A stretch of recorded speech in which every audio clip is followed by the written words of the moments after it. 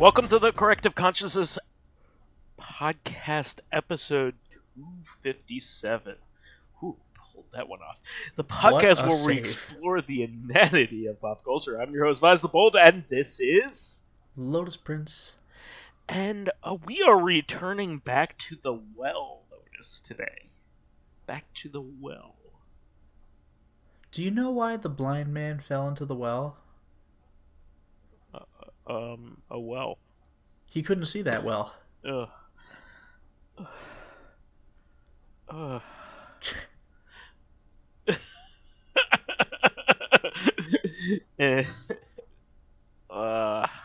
you know what contrarians on the internet refer to that underground source of water as? Spring? A well, actually. Oh.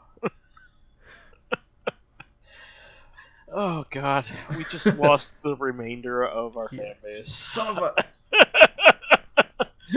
So, when we last were doing this, we got interrupted by, like, real-world stuff that, like, crept into Corrective Consciousness, but, you know, we had, the Williamses had announced a game, that, you know, we wanted to give the Williamses their due, Ken and Roberta Williams, and the other thing was Kentaro Miura, which nobody expected, you know, passing away. But we have a lot more to go because like we only talked about like the garbage that Marvel really put out like in the beginning. I mean, probably the best thing was the Incredible Hulk TV show up until right now.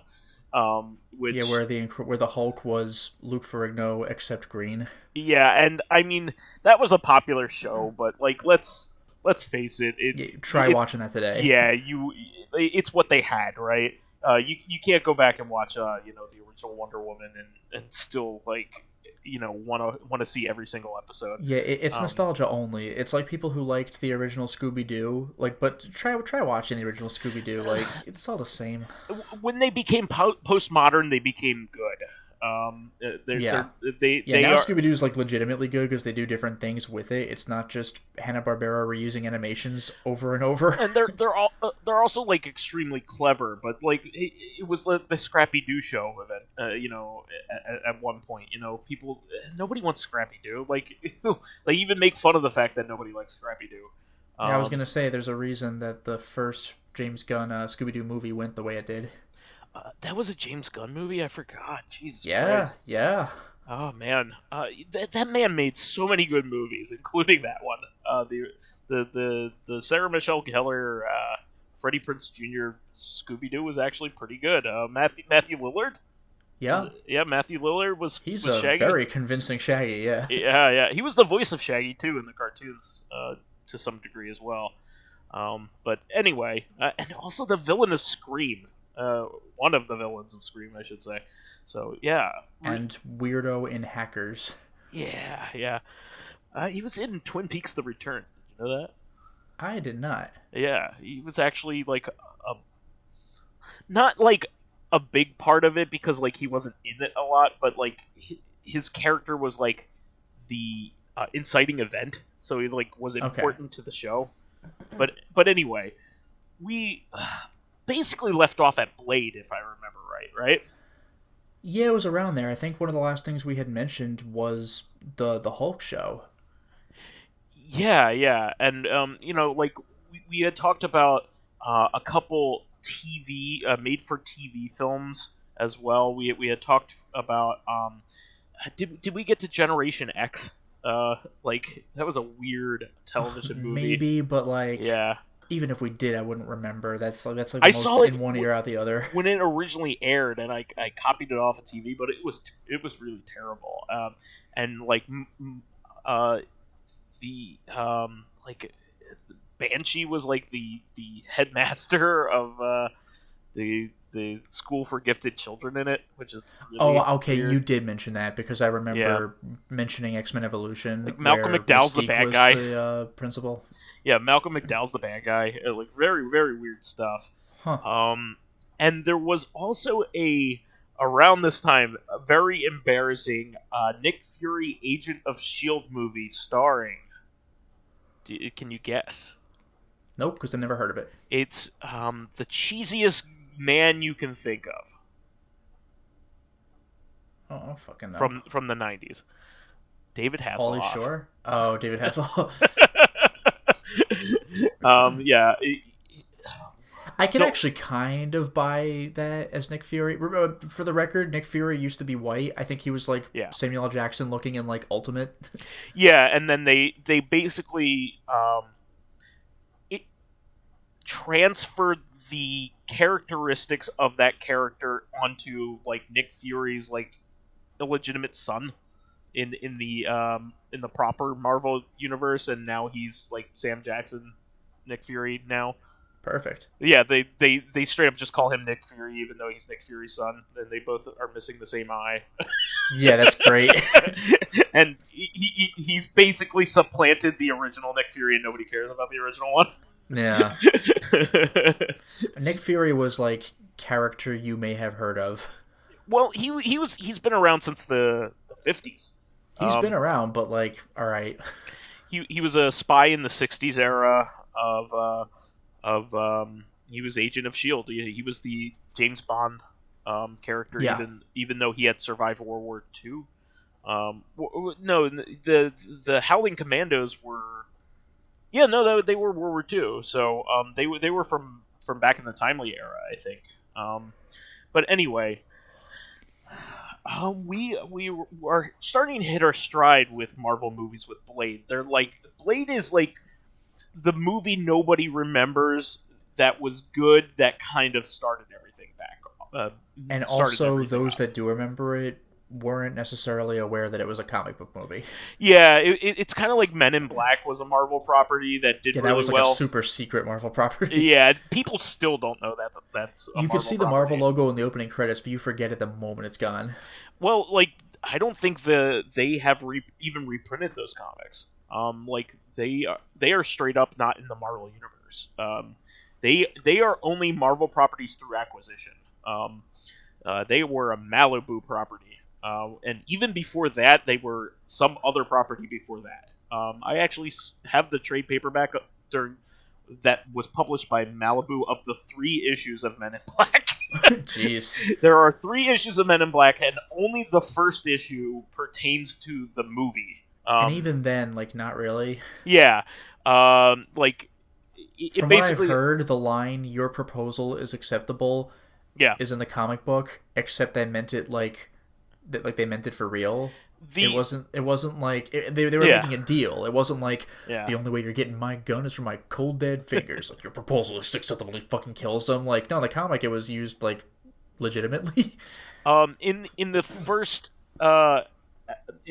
comic, the new guy gets recruited to be as part of the Men in Black, but he also finds out that the Men in Black are insidious. Like, they're like a controlling aspect, not just like a policing aspect. So he actually like fights against them like in the third comic and like takes them down.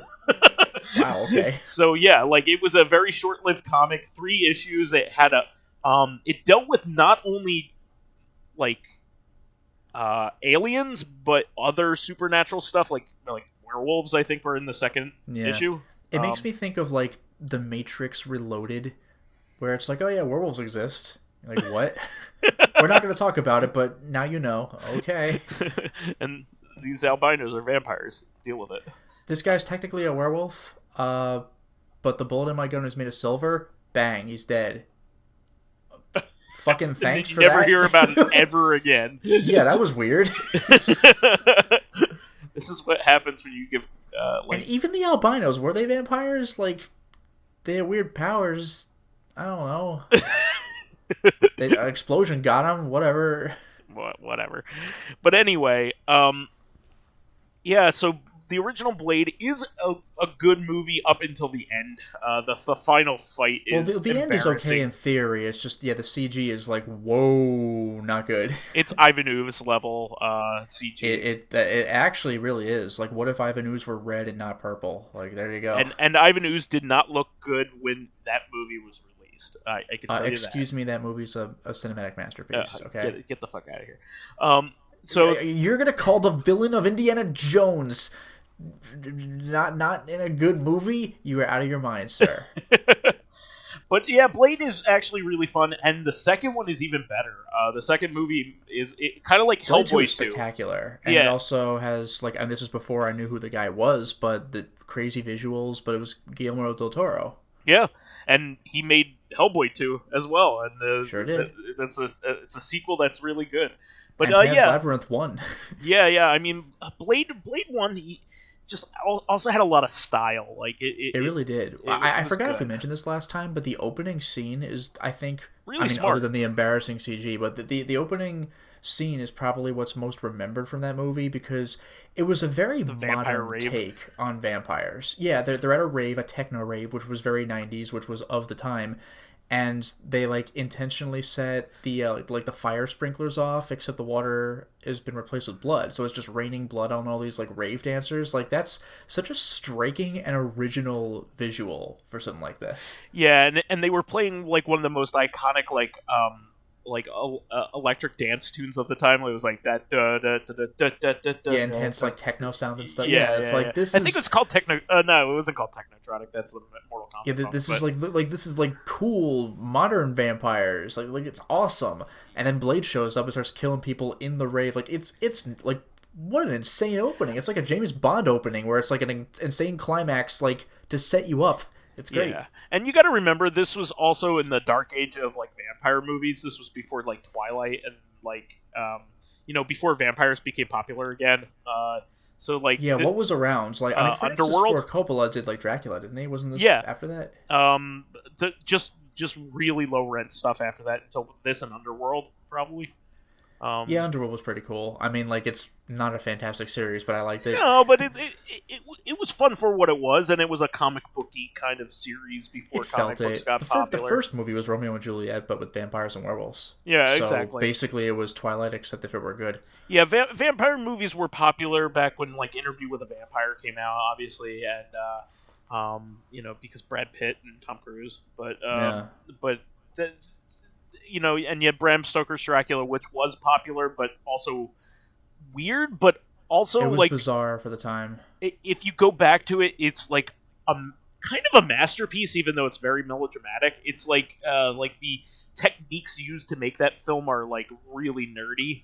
And like if you know a lot about film, you're like, wow, they went through a lot of effort to do this. And one thing I find clever, by the way, is what Red Letter Media had addressed when they discussed it, which was they were showing of the time modern technology, like brand new for the 19th century, like that kind of stuff, which in the book, in the book, it's very easy to forget this, but Dracula, the original book, was a very modern novel with new technology at the time. And one thing I also appreciate, which Red Letter Media alluded to, was what Gary Oldman wears in that movie. Like a Power Ranger suit, almost. It's the flesh suit. I don't mean that. I mean like the more like Eastern looking. Like the geisha kind of stuff. Outfit. But what I find interesting about that is that's not what Dracula would have worn in the book, but at the same time, it had the same effect on the audience, I think, that the old Universal movie and the original book had, because a lot of what was in the original book was like xenophobia, like fear of like foreigners trying to blend in with society, because you'll have stuff like, he's not a duke or an earl, he's a count. That's a foreign title. He's got like different clothing than what I would expect. He lives in a castle. He lives in a castle. There's a part where John Harker walks in on him reading, and he's like, "Oh, what are you reading?" And it's like, it was something insane, like a book of like train schedules or whatever. And he's like, "What the fuck?" There's a part where Dracula's like, "So, how's my accent? Am I sounding like a proper Englishman?" He's like, "Yeah, no, yeah, you sound great." And it's just like, because Dracula ultimately is gonna want to like blend in, invade society and like be unseen. So the idea that like, I mean, Bela Lugosi was extremely striking for the time because he had an unconventional, like he had the widow's peak hairstyle, and he's wearing like the cape and the brooch and everything, and you're like, oh, this isn't what, and the Hungarian accent and all that stuff. Yeah, this isn't what Englishmen wear. So, but by this point, that's an extremely familiar look. We expect Dracula to look like that. So when you see Gary Oldman wearing like not hair? Anything close to that, with the beehive hairdo, the Far Eastern, because I think it was designed by a Japanese person. Yeah. Clothing, you're like, what? But like, again, that doesn't make sense for the book, but it is the intended effect where you're like, this isn't what I thought you'd be wearing. So like, it hit the audience perfectly. Sure. Like, it's a weird look, but it's supposed to be a weird look. But yeah, getting back to Blade, that was like a good. It's really the performances in that movie are like pretty great. I mean, Wesley Snipes is the embodiment of that character. He was kicking ass in that movie. He was channeling his I forgot his name, but the villain of Demolition Man. Oh yeah. Just kicking ass. I love the fact that he, like in contemporary times he's just a mook, and like in Demolition Man, because of like when he woke up, he's like the worst person ever. It's hilarious. That is pretty funny. He is a violent person. And, like, no one can handle a violent... this is another thing Red Letter Media talked about. Like, the entire civilization is threatened by a gangster. One. Yep. It's like, what do we do? He's punching us. But, yeah, moving forward from there, you have the original X-Men movie, which is really the start of what superhero films have come to today. I would say that Batman, Tim Burton's Batman is like the first start. Yeah, really take it, because I think we might have mentioned this before, but the last time we saw Batman was the Adam West TV show. Yeah. I mean, the comics had been going, but like the last time you'd watched Batman was the intentionally campy, making fun of like the Silver Age, like comics code Adam West Batman show. So Tim Burton's doing a Batman movie, you're like, and then it's like the darkest shit you've ever seen. Like, what is this? Yeah, in fact, he was like a reinvention of the character for a lot of people. And the Joker too. Like that famous scene where he breaks the mirror, and you're like, oh my god, what is this gonna be? Like, it was genuine. Like, when you haven't seen that movie before, and you're used to Batman being goofy, like that hit hard. I would say that there are like three beginning eras, like major eras of like superhero cinema. Like, Tim Burton's Batman is like the I guess you could say Superman, right? Superman. Superman is like, the OG, like serious, like mainstream superhero movie. Yeah, I mean, but even the Superman movie was still like, stay in school, kids. It's just that they like made the movies. It wasn't like Super Friends. Like they took the like Superman wasn't dark and serious like Zack Snyder, but like they took the material seriously. Yeah, and it was well acted. You had Gene Hackman. Yes. And it was solid. Yeah, Gene Hackman was goofy Luthor. Yeah. But it was like solid effects for the time. Yeah. Like today, it looks kind of hokey by comparison. People thought it was romantic at the time too. Like it was a phenomenon. It was phenomenal. So I'm gonna count Superman as like one of the starts of things, and then it and like the died away. Iconic theme too. Then it died away, and then you have Tim Burton's Batman, and then that dies away. And then you have X-Men. X-Men in like what was that? 2001, 2002. 2000. 2000, jeez. And then you have Iron Man, which is the. And by the way, X-Men also hit hard for the time. Like the opening scene was like young Magneto in the Holocaust, and you're like, wait, what? And then it cuts to the 90s, 2000s, and you have like super serious Wolverine just beating the shit out of guys in cage matches, and you're like, whoa, okay. Yeah, so X-Men was a very 2000s movie. If you go back to it, it has a lot of wire foo in it was very much the trend after the Matrix.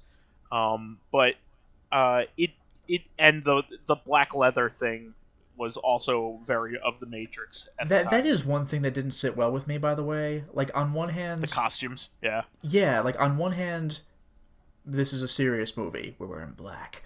But on the other hand, X-Men's whole thing is diversity. Yeah. Like, nobody has...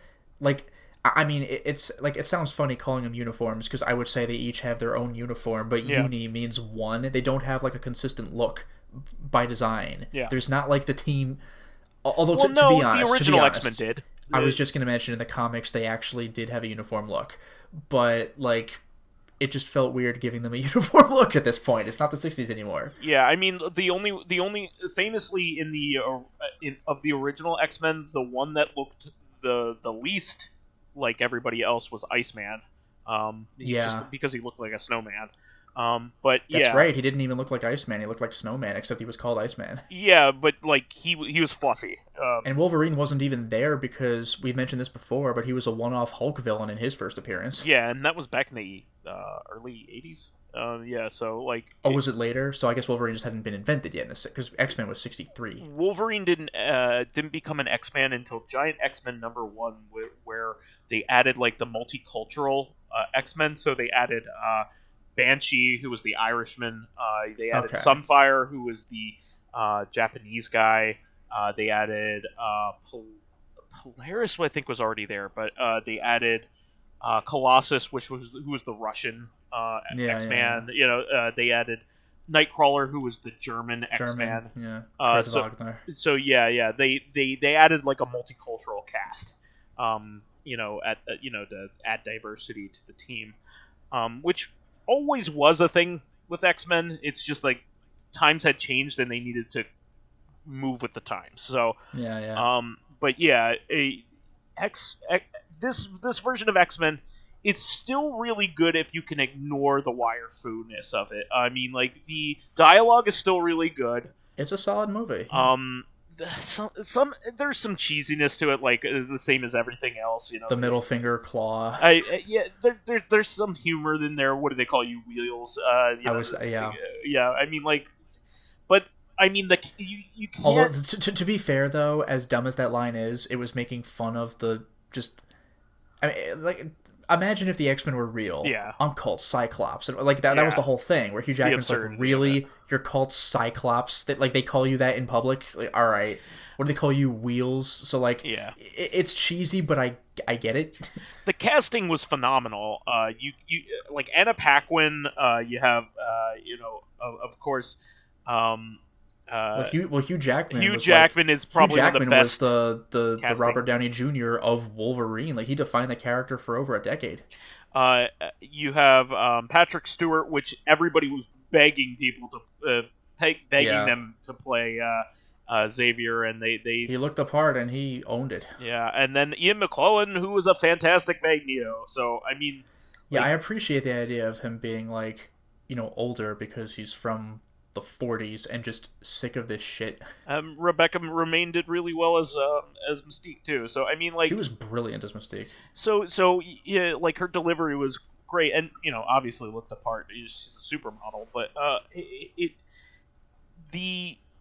Oh, and by the way, can I just mention, I'm not 100% sure if this is the first one, but this was a Stan Lee cameo movie, the first X-Men movie. Oh yeah. Could that have been the first one? I think he was in the bar, wasn't he?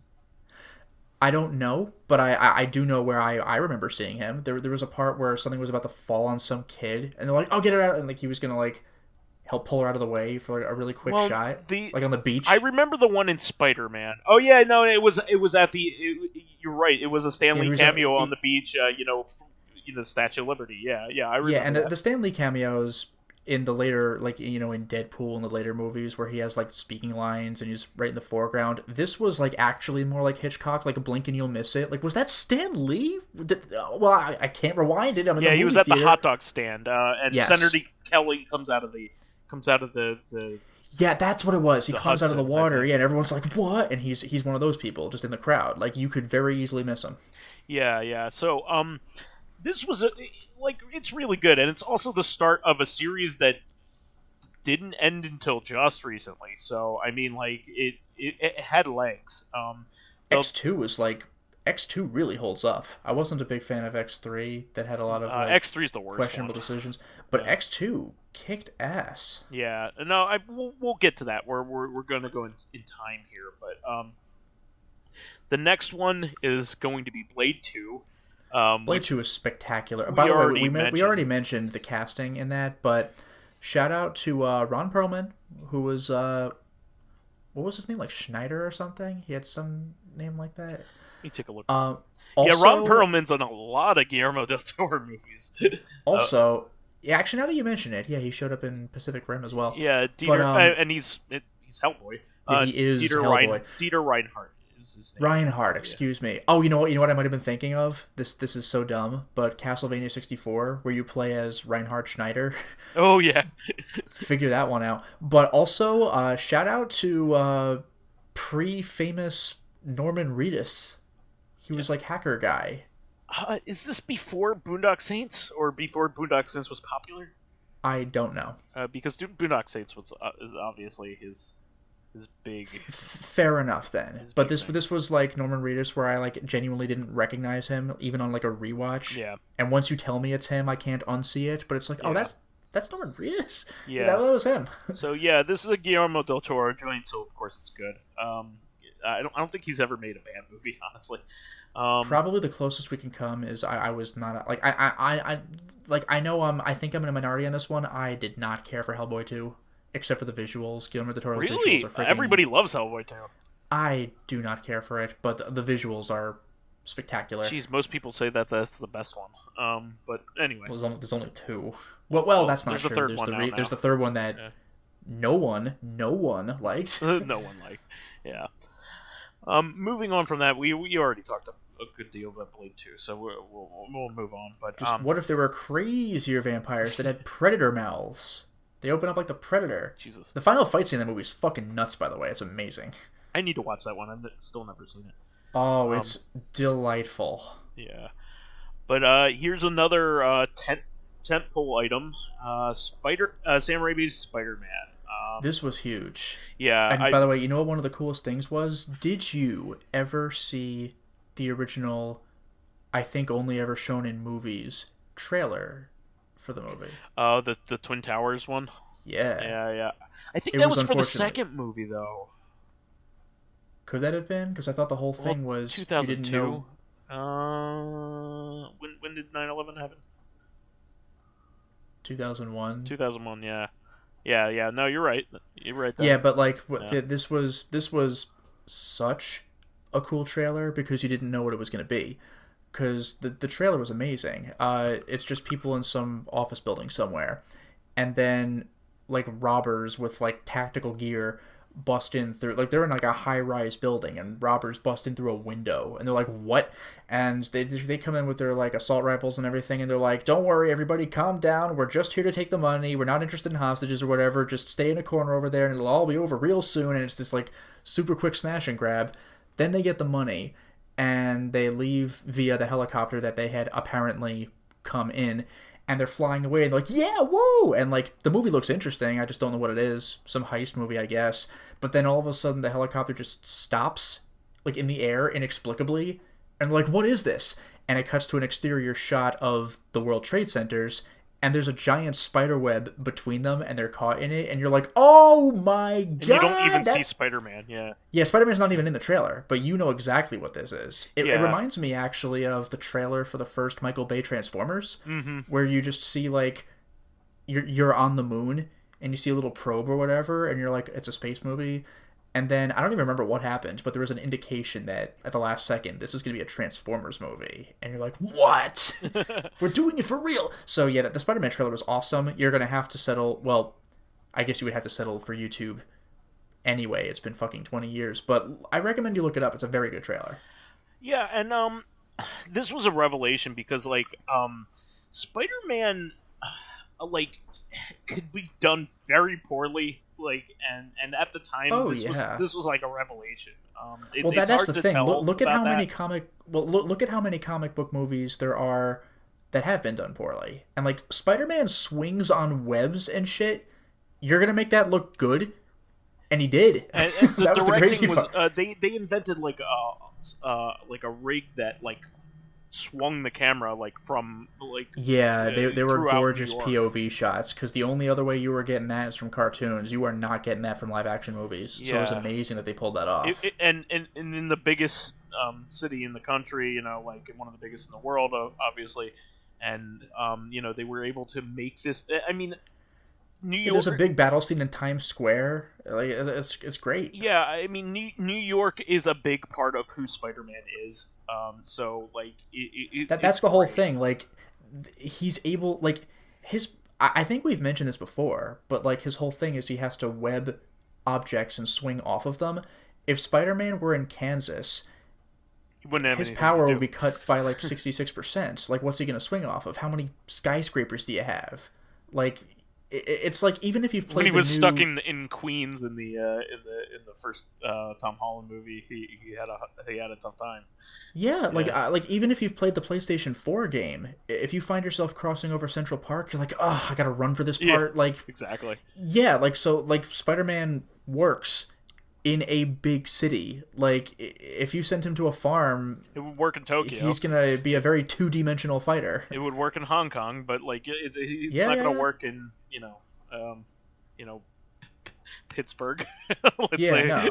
No. He could jump across houses in a single bound like Superman, I guess, but like not the same. Yeah, exactly. And so also, by the way, can I just shout out to Willem Dafoe just kicking ass as Norman Osborn? Yeah, so the only thing I don't like about going back to this movie is like it's very Power Ranger-y. Like the well, it's Sam Raimi. That's the thing. He has fun with that kind of thing. Well, the Goblin suit, like I don't like the helmet. Yeah, that's true. You know what it's I mean? Very much a metal helmet. Now, I mean, I'll grant this. If he had tried going full comic book, where it's like a rubber costume where he has a purple purse where he throws his pumpkin bombs from, that's taking it too far in the other direction. I would have preferred if they did something like the mask where they like accentuated his features. Yes, a big part of the Green Goblin. If you've ever seen them next to each other, he looks like old-timey Joker. He's got a very expressive mouth. Yeah. He has even like though it's a mask, he's got like a very goofy, like, whoa-hey kind of mouth. Big eyes. And like, and you just don't get that with the Power Rangers movie villain helmet. It's not like, it's a decent looking helmet, but like, you never see any indication of what the guy's feeling. It's a helmet. See, Willem Dafoe has a very expressive, unique face. So like, he's got a thing with the mouth himself. He could have just. I mean, this is stupid, but like, if you painted his face green, he could have just done it. Yeah, they could have done something there. But despite that, it is a Sam Raimi movie, so it does have some camp elements. But like the Times Square scene where he webs him in the face. We'll meet again, Spider-Man. Like, nobody talks like that, but like that's the point. I mean, Sam Raimi is okay with being corny. It's just like it's like early MCU, like right after Iron Man was the Incredible Hulk, and that's when they leaned more into the comic book stuff, where some guy's like, he threw that forklift like it was made of paper. Like, nobody actually talks like that, but they were leaning into the comic book dialogue. But they stopped after a point because it's like it's too jarring. But like, you can do it with like one line. We'll meet again, Spider-Man. Like, because it's almost like Doctor Doom levels of dialogue where you're like, all right. And you know it's Sam Raimi, so like, this is the Evil Dead guy. He does stupid bullshit, so like, okay, all right, it's fun. Now, I'll credit Old Man Stompy with saying this, but and I still think it holds true. I think this is a really good assessment of this, but he once said that Spider-Man was really important to superhero movies as a whole, because they didn't make him dark and brooding. Like, he does have a reason to be traumatized, obviously, you know, that's his backstory, but his inciting event is traumatizing, but he is a character that is lighthearted. They kept him dweeby Peter Parker. Yeah, and what he did say was that this was one of the first movies that like indulged in the joy of being a superhero. Like he really likes being Spider-Man. Like he enjoys swinging around and doing what he does. So, and dropping annoying lines. Like he doesn't go as far as Tom Holland where he uses it as a weapon, but he's making jokes. Tom Holland is the ultimate, like, not pun intended, but he is the best Spider-Man that ever. Yeah, like Andrew Garfield really stepped it up. No, and Andrew Garfield's a really good Spider-Man, but not a very good Peter Parker. Yes, and Tobey Maguire is a brilliant Peter Parker, but like an okay Spider-Man. Tom Holland's good all around. Yeah, Tom Holland leans into it, and he's got more of the kiddie thing. Tobey Maguire, even though he like for the part even at the time. Yeah, like he leaned into being a dweeb, so like that worked. But yeah, he felt like an adult playing someone a few years younger. Tom Holland actually comes off as a kid. Yeah, and he was the right age. They caught him very very young. They caught him as a teenager. Like when you see like Flash Thompson ready to like beat the shit out of Tobey Maguire, I believe this guy might do that. But like, what's Tobey Maguire doing in a high school? You know, like that kind of thing. Or maybe it was college at that point. I mean, Kirsten Dunst was a good choice as well, and also. Well, obviously, Macho Man Randy Savage. Bonesaw. The best choice. Bonesaw is ready. It's like the greatest thing. I mean, you also have Harry Osborn, who's now extremely famous, right? Yeah, James Franco. James Franco, right? Yeah, straight off of Freaks and Geeks. So, yeah, I mean, those are like the big names in this movie, and you know, everything. It's a fun movie, but it does. Oh, and by the way, really obvious, like glaring elephant in the room. Except, I know the whole point of elephant in the room is we're trying not to mention it, but like this is one we just incidentally missed. Fucking J.K. Simmons. No, J.K. Simmons defining J. Jonah Jameson forever, and still playing him, by the way. You don't trust anyone. That's your problem. I trust my barber. It's like it's the greatest line. There's a reason why they used him as the signal of the universes crossing over. So yeah, and they brought him back in the PlayStation 4 game, like voiceover Jameson, where he's just ranting about how Spider-Man sucks. Like him in Portal 2, he wouldn't have been that character. Oh yeah, for this By the way, also other best J. Jonah Jameson line was when he was talking shit about Spider-Man and he wanted to publish it. You can't do that. That's slander. No, it's not. I resent that. Slander is the spoken word, and writing is libel. That's and Parker's like, oh, come on. But they also retained the essence of his character from the comics as well. In the comics, he hates Spider-Man, but he tries to do the right thing for what he believes in. Yeah, and Spider-Man has like even in the movie they do this, but Spider-Man has had to rescue Jameson multiple times. And one shout out, by the way, to Jameson in the comic and even in the Raimi movie was when. Like, he does give Spider-Man shit, but I think it was established at some point in the comics that it was to help keep him in line, like, almost to be good out of spite, because fuck you, Jameson. Because even in the movie, Green Goblin busts through his fucking wall and, like, lifts him up off the ground, and he's like, tell me who Spider-Man is. He's like, I have no idea, man. And, like, he knows. Yeah. Or no, it was, no, he doesn't know. It was tell me who takes the pictures of Spider-Man. Yeah. And it's like, I don't know, some temp, whatever. So, like, he could have easily sold out Peter Parker. So that's not necessarily connecting to his hate of Spider-Man, but Jameson is a good person at heart. He's just an asshole. Yeah, exactly. One of my favorite lines of his in the trilogy is in, well, Slander and Libel is probably number one, but a close number two is in Spider-Man 2, where Dr. Otto Octavius got the accident and became Dr. Octopus, and it cuts to Jameson in the office. A guy named Octavius gets 8 arms. What are the odds of that? It's freaking amazing. He's right, you know. But anyway. Call him the Green Goblin. I want a nickel every time someone says that name. I like he's like one of those, like, you got Moxie Kid, like he's like one of those guys. Yeah, like I want a nickel every time. Like, what year do you think it is? Old timey, you know. Like, I know Spider-Man took place in the 60s, but it's not actually the 60s in the movie, is it? Question mark. Exactly. Parker isn't wearing sweater vests. I don't know. Well, moving on from that, do you know what our next non-MCU movie is? After Spider-Man 1? Yeah. Oh no. It's not X2, is it? No. This is not related to any of the ones we've. So it's a new thing. Yes. This is something I probably do know and I'm not thinking of. Yeah, you know it. I probably do. It was popular in its time. But wait, is this Ang Lee's Hulk? No, not yet. Okay. Fantastic Four? Nope. Daredevil. People give that movie shit. I genuinely like it. It's not bad. It's a lot better than people remember. It's got some corny lines, and the director's cut is probably the better version, but I like that movie just fine. It's not a bad movie. It really is. Probably one of the only things that I'm like, what? Like just even as a kid, was when Bullseye is making a deal. I loved him, honestly. Yeah, but when he's making a deal with the Kingpin, it's just funny. I can give you anything you want. Like, I'm gonna need something when I go out and fight Daredevil. Name it. I want a bloody costume. Really? And his costume was a fucking leather jacket anyway. Like, all right, that was weird. One thing I really did like, though, was that not all villains are necessarily 100% on board with each other. One thing I actually quite liked is that the Kingpin has a thing with leaving a rose at the scene of the crime, like when he killed Matt Murdock's father, or he had him killed.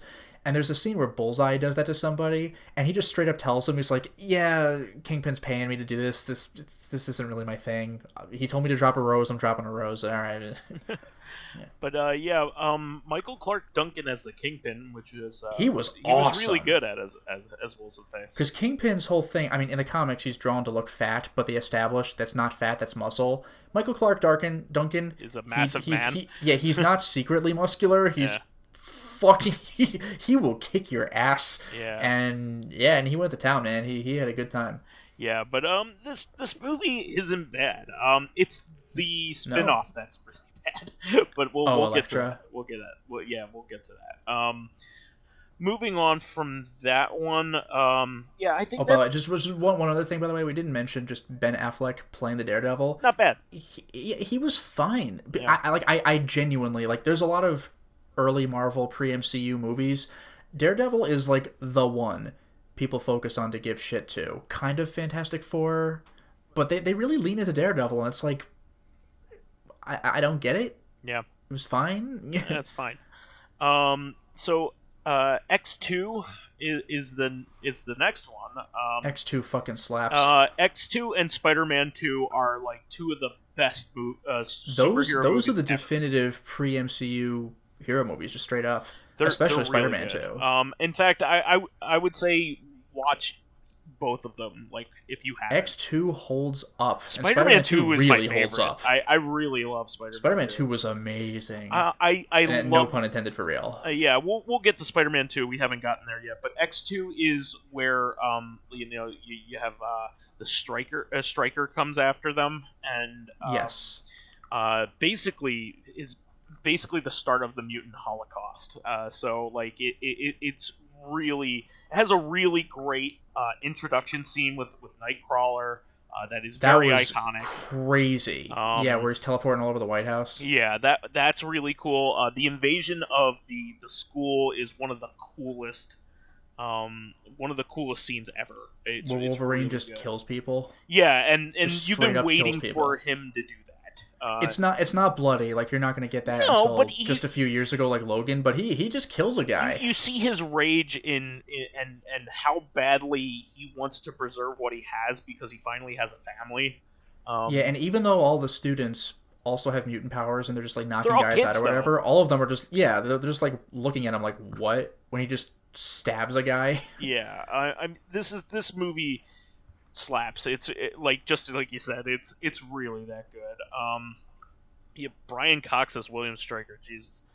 He's very good. And he's intimidating. He's like super low key the whole movie, but he kicks ass. There's one part, one of my favorite lines of his. It's not because the line's so good, but just like the scene was when he's going to I think it was like his son, like in he was just leaving the room with his son in it, who has the other like mutant power, who could like manipulate other people.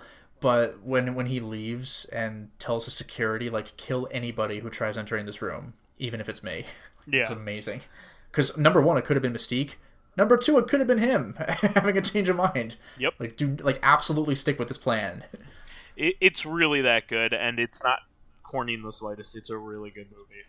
And by the way, the Wolverine fight with who I guess was supposed to be Deathstrike, yes, that was amazing. She is Deathstrike in it, but yeah. The finishing move was or the finishing moment in that fight was amazing. And very painful looking.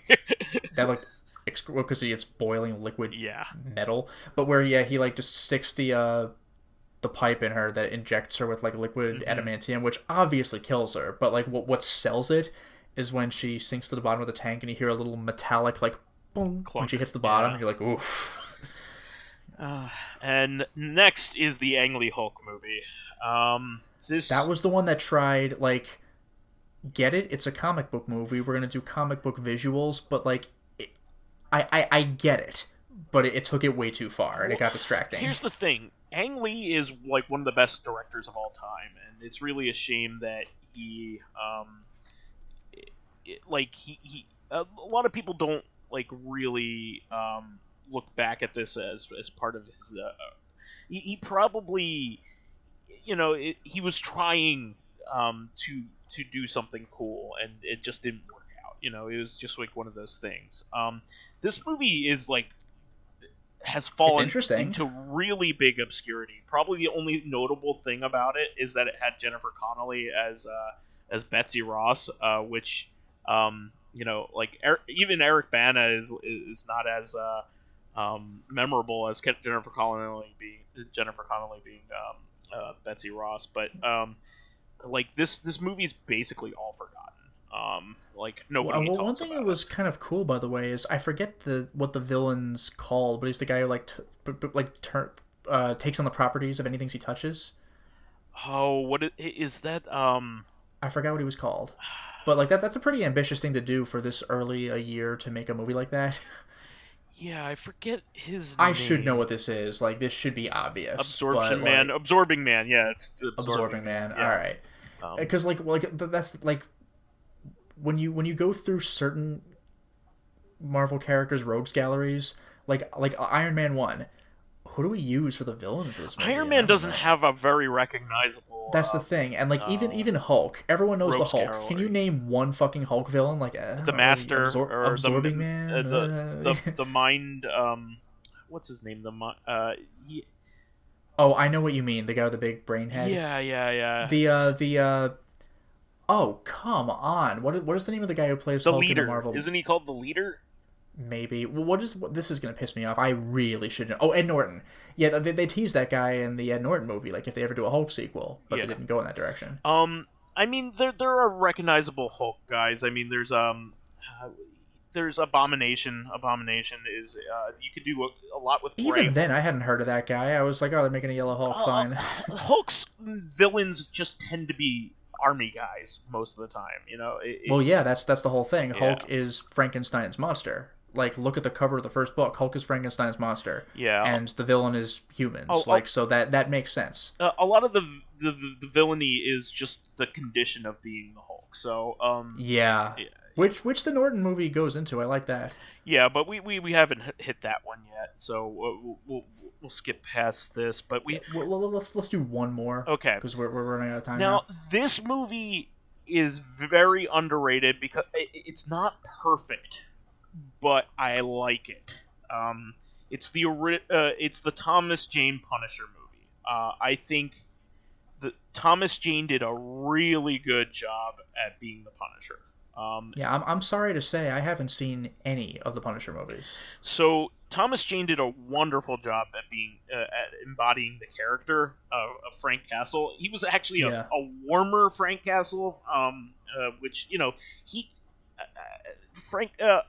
Basically, the Punisher in the comics is basically like an evil Batman. He's the exact opposite of what Batman is. He's very cold and calculated. He goes after bad guys. Yeah, the rest of the Marvel cinematic universe, but the rest of the Marvel universe doesn't try to arrest him or anything. But nobody's gonna team up with this guy. He's a fucking nut. He was introduced as a Spider-Man villain. That's all he was a sniper sent hired by the Kingpin to kill him. I thought it was going to go in a different direction, because I could easily see Spider-Man talking with the Punisher like, dude, I get it, but this isn't how you do it. And Punisher's like, fuck you, and starts shooting at him or something. Yeah, no, that's how it happened. Okay. That's how it happened. But yeah, he had then become an anti-hero and is still that way. But there were some really good scenes in this movie. He has this fight with the Russian. He's a hitman named the Russian that was played by Kevin Nash in the movie, who's a famous wrestler. Yeah, wrestler. And it was one of the best action scenes of all time. I love it. It's really, really good. It'll put you in that headspace of like really good action scenes from like the 80s and 90s, like Die Hardish kind of stuff going on. It is worth watching the movie for the fight against the Russian alone. It is exceptional. The bad part about this movie is John Travolta is the villain, and he is hamming it up to the nines, and it is... I had heard that whichever movie John Travolta was in, I guess the first one, wasn't great. It's not good. And he plays Howard Saint. This film also takes some plot points from Welcome Back Frank, which is one of the most important Punisher storylines. It was by Warren Ellis. Or Garth Ennis. Is it Garth Ennis or Warren Ellis? I always get them confused. But no, it's Garth Ennis. And it started his famous run on the series that is considered definitive to the character even still today. So this movie has some merit, but like it after the Russian fight, it goes downhill because he's fighting a very phoning it in performance from John Travolta. He's not even trying hard. And sure. Where's Scheider's in this? Jesus Christ. From Jaws. Jesus Christ. But yeah, it does have its benefits. So I'm gonna leave it off of there. We have Spider-Man 2 next, and that is a tentpole movie if there ever was one of the pre-MCU. It's so good. It's amazing. It's spectacular. It's web of. But yeah, it's Peter Parker Spider-Man 2. But but yeah, we'll get to that in the next episode, I think. Yeah. For now, though, we have some comments. John R. has a very simple comment. Release Time Splitters remake. Hell yeah. That would certainly be interesting. It's happening. Living Corpse. Oh yeah, I don't think I really went into this. I just mentioned it briefly. But when I mentioned King's Quest V, look out, Graham, a poisonous snake. And I said, oh, technically it's venomous. So Living Corpse is going into that. Venom is basically poison injected into you instead of you eating something poisonous. Venom is Eddie Brock. Yeah, obviously. But yeah, so a venomous, basically the very simple way of looking at it is venomous. It's like meteor and meteorite. It's the difference. Well, no. Venomous is when it bites you, and poisonous is when you bite it. Oh, okay. A poisonous snake, it's like, well, I just won't eat it then. It depends on perspective, right? Yeah. Yeah, basically. Yeah. So it's like the difference between an acid and a base. They're different and cancel each other out, but with the right amount, they're still on the same spectrum, just opposite ends. You don't want to be exposed to base any more than you do an acid. Yeah, everyone fears acid, but yeah, if someone poured a pure base on you, that would suck. And then Dracologist is a quick one. This is from when he was on the previous cast. I would like to put a small correction here. I kept babbling about Necromunda Underhive, but the game is Necromunda Hired Gun. Apologies. Oh, so got that set. Get it right or pay the price, man. Wow. Let's see if he gets that one. There is zero fucking chance that he is going to get that, and a very low chance that even our listeners are going to get that. Man, watch Salute Your Shorts back in the 90s. Well, now they get it. No. All right, so our question, we did get one, but this is, again, our last one. Fakafon asks/says, name a good Superman game. And this one, this is kind of unfair coming from me because, I know there were a few games in the PS2 GameCube era that were probably okay, But like, I've never played a Superman game. The only one I have familiarity with is 64 because it's a meme. So like, I can't name a good Superman game. I can guess like maybe this one's kind of good, but like I have no idea. Okay, I'll take a stab at it. Yeah, I will say, by the way, to my credit, I also can't definitively name a bad one, except for obviously 64. So, there are a few choices here. The Atari one's bad. The NES game is bad. But there is a good unreleased Superman game made by Sunsoft. Unreleased, that's great. Who made a good Batman game, a really good Batman game. In fact, one of the best games for the NES, if you ask me. The faux Ninja Gaiden Batman game. That's a great game. I love that game. Where Joker just shoots fucking lightning down. It's a brutally hard boss fight. Yeah, you actually need to spam him in order to beat him. Yeah, you can get good at the game, and then the final boss just shuts you down. Yeah, no, you need to spam him in order to win. But Sunsoft made some really great games late in the NES life. Really, really good stuff like Journey to Silius and things like that. But they made a Superman game and completed it, and intended to release it, but they never did. And what ended up happening was it leaked out, and they had obviously lost the license to Superman and had attempted to save the project by rebranding it by calling it Sunman. So when the ROM leaked out, that is the form that it took. So if you look up Sunman, that is a decent Superman game. But it is a Sunman game that doesn't exist, so it doesn't quite count. On the Sega Genesis and Super Nintendo, you have the Death of and Return of Superman, which is an okay Final Fight beat 'em up. It is not perfect. It is not one of the best of that kind, but it is playable, acceptable. Good. Yeah, it's good enough, but it's very, very repetitive. Even more repetitive than probably Maximum Carnage, which is pretty damn repetitive. Yeah, that's one thing that just really wears me down. Like the Alien vs Predator beat 'em up, where you start playing it and you're like, "This is awesome," and then the SNES game, by the way. I should say. The NES one, SNES where you are just a predator. Yeah. Where like you start playing this game and you're like, this is the coolest premise, and then this is all it is. Yeah. It's just spamming the shoulder fire button, because if you try melee fighting, you get your ass kicked, and it's just that for hours. You're like, God damn it. You have the Justice League Task Force fighting game on the Genesis, which is god awful. It's I really have heard terrible. of that one, but I wasn't sure if I wanted to mention it because it's a fighting game. It's really terrible. Probably the best one would be Injustice 2. Straight up, if I'm cheating, because I was gonna say that's not a Superman game per se, but you could certainly play a Superman. He's the main character of it. He's the main villain. So that's the one. I mean, like there's obviously the 360 one. It was extremely ambitious and then failed miserably. It had the great concept of Superman does not have a life bar, but Metropolis does, and that's a great concept. A good idea. But they were too ambitious for what they were trying to do for a movie tie-in, for the Return of Superman, which is now almost forgotten. I can't... Superman Returns, you mean? Yeah, that's what I meant. Superman. Yeah, that one where he Kevin gets shot in the Spacey eye and the Lex bullet Luthor. bounces off, and you're like, what?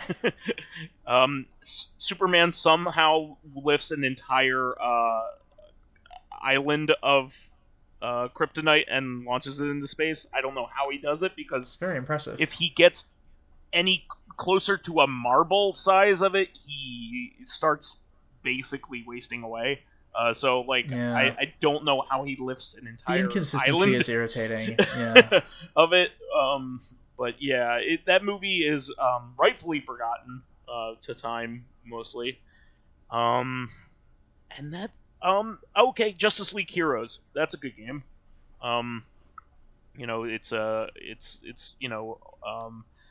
Marvel Ultimate Alliance style game for the OG Xbox. That's a good game. Okay.